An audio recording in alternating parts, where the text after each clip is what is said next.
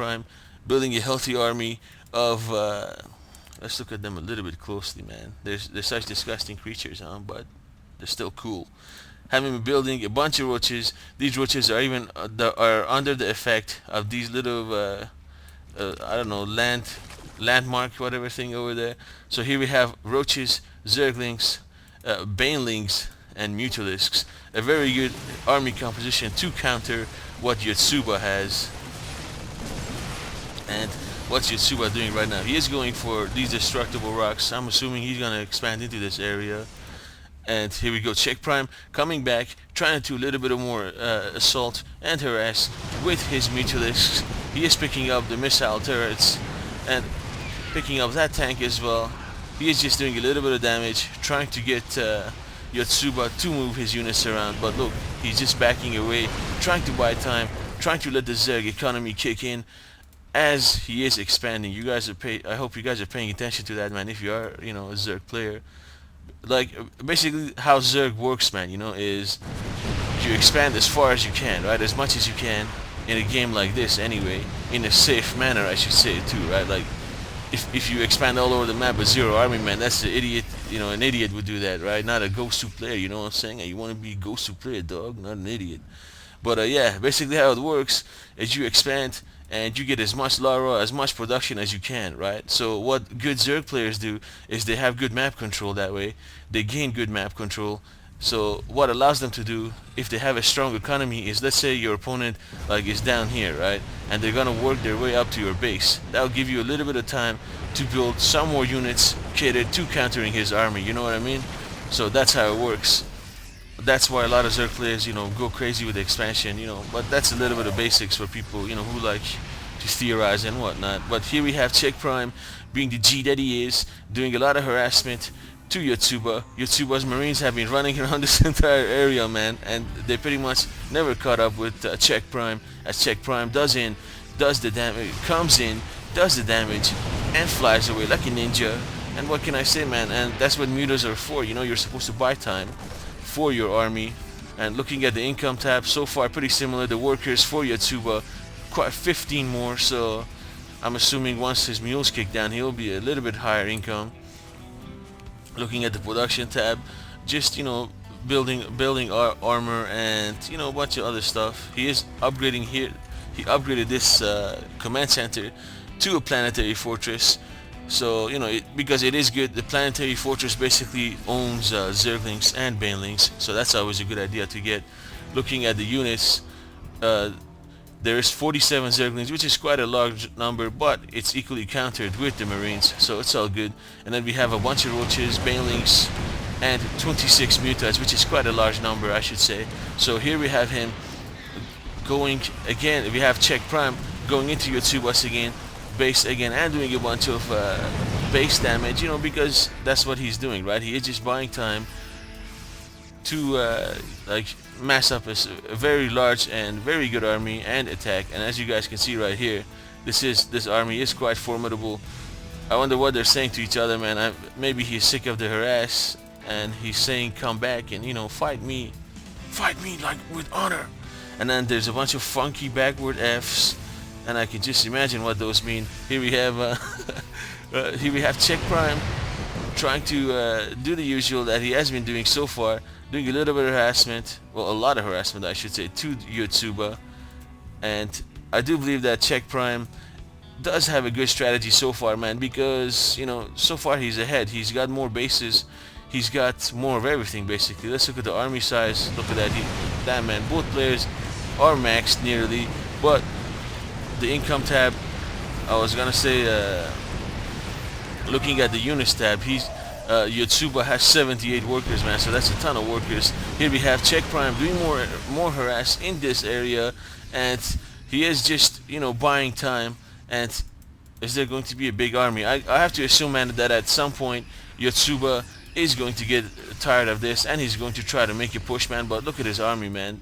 This is not a good army to have against CheckPrime's army, because the Banelings will basically roll all these Marines.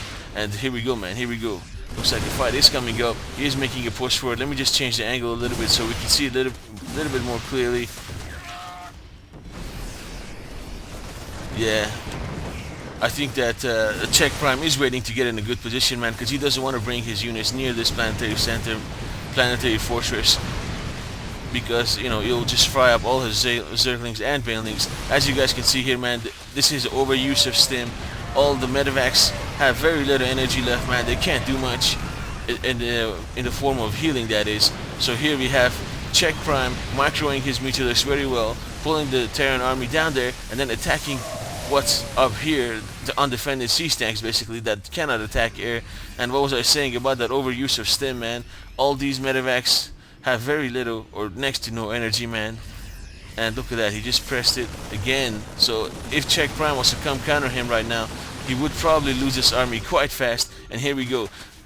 Yotsuba has realized that he is in a poor position, so he is running away, trying to retreat. And we have Zerglings, Banelings pushing in, Zerglings screaming their slogan, I should say, not slant. They're screaming their slogan, but Yotsuba realizes, man, that he has to back away, and he does exactly that. And looking here, you can see that CheckPrime, man, has really started to take over the entire map, basically, man. There is no unfarmed or unmined area, and CheckPrime has done a really good job at containing Yotsuba. So looking at the production tab, there are Thors that are out now, so that's good against the Mutas. But I really believe, man, that he needs more Mutalisks. Not Mutalisks. He needs more Hellions to counter all of those Zerglings, but he's not getting them. He's sticking to this bio force. The Marines, man, are not good at this point because that's just the way it is, man. It is a tier 1 unit, and with time, well, it's all about composition, right? So if they're not good, if there's the Banelings out, there's a lot of Zerglings out, you have to get Hellions, man, or else you're just gonna get overrun. So here we have Yotsuba taking down that area. He's even building a planetary fortress in here to defend that area, which is not a bad move considering how many minerals he has, man. He's got a ton of minerals, so it's all good. So here we have a bunch of Broodlords coming in, man, from CheckPrime. He has done his research, he has done his unit composition, man, and just pay attention to how much damage these handful of Broodlords will do to Yotsuba's army. Because look at that, man, how many Broodlords is that on the ground, man? There's a ton. They're doing a lot of damage. I'd like to get a better view, man, at this. Those Metamax are like ruining the view, dog. But yeah, here we have them fighting each other again. The Broodlords just buying their time, attacking, moving back, taking advantage of the siege tank splash damage. He's splashing their own damage on them, which is always what you want to do. It's always a good idea. Look at that, man. The Broodlords are still around, and Yotsuba hasn't even brought a Viking here yet. He is producing it, but he hasn't brought any over yet.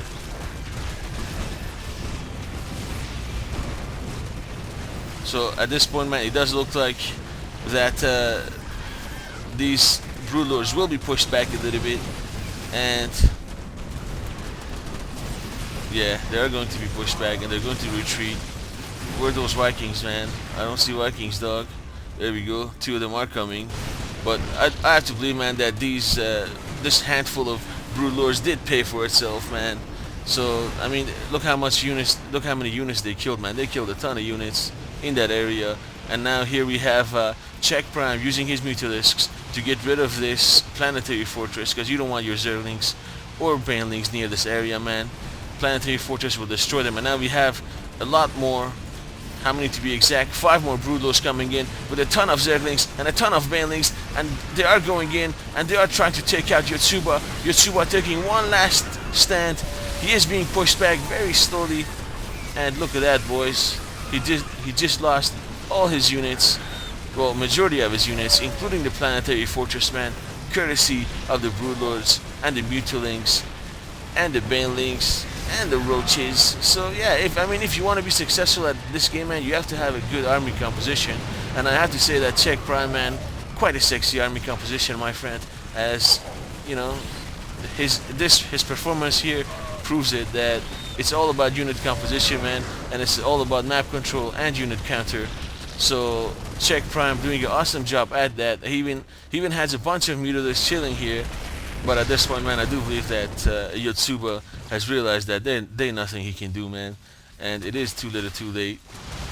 Well, I do believe that, because of his poor unit composition, man, Yotsuba got pwned by CheckPrime, man, but that's not to take anything away from Check. Check did marvelously, and you guys can see here, man, he's ahead in everything. He's ahead over there. He's ahead in army size now, and Eunice lost. He's even ahead over there, man. So it's all good. His harassment did pay off. He played quite a well game. He played a good game, and what can I say, man? At this point, man, I am expecting a JJ anytime, and I hope you guys enjoyed this video because it was actually a pretty long game, man. But think about it, it was quite an informative game, and it was a pretty good game because it had a lot of different elements to it, right? So here we have these forces actually being cornered. These forces can overtake the ground forces of Yotsuba very easily, but still, man, look at all the damage the Thors are doing to the Mutalisk, man. That's a lot of damage, dog. But I don't think it's gonna be enough, man. And there is the JJ. Whew, man. My mouth is sore from all this talking. I don't know how Husky does it, man. He talks for so long, but it does take his toll, man, on anybody because a mouth is a mouth, right? No one has like a super mouth where you could talk for like 15 hours. But yeah, I hope you guys enjoyed this game, man. And if you have any questions or comments about it, man, do feel free to leave it in the comment box. And because I check all the comments, it's always fun, man, to read about the games that you casted. But yeah, this is NS signing out. Seeing you